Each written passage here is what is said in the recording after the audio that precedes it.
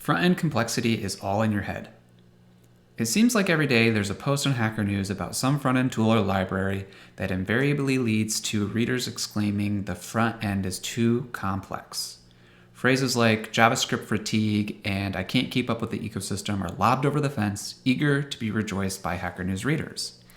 I get why these comments keep coming up, but the front end is just the tip of the iceberg. As someone who works on a platform as a service, I get to see the dizzying complexity from both sides of the spectrum. Whenever I stumble into a conversation about front-end complexity, I like to share a single site that illustrates my counter-argument: landscape.cncf.io.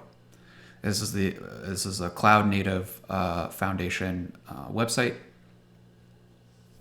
All the different cloud native services and libraries and technologies that surround the Kubernetes ecosystem.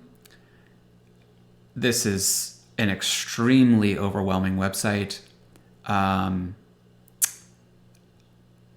know that for front-end web development, we don't have anything close to this unless you include NPM packages. That's the only way you can get to this level of complexity. Are you overwhelmed like I am looking at that page? Are we so quick to forget the paralyzing complexity of the Kubernetes ecosystem? Further, I argue that the dogma of RESTful APIs consistently push the complexity of data synchronization to the front end.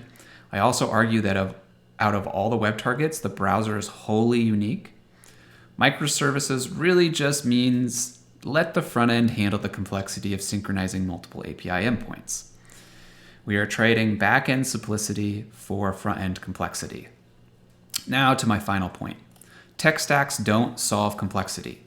Every specialty must have complexity or else specialization wouldn't exist. The complexity doesn't live inside of our tools, it lives inside of us. Humans are the progenitors of complexity. Tools merely inherit that complexity from its creators. There is no escape. Simplicity is an ideal that is always out of reach.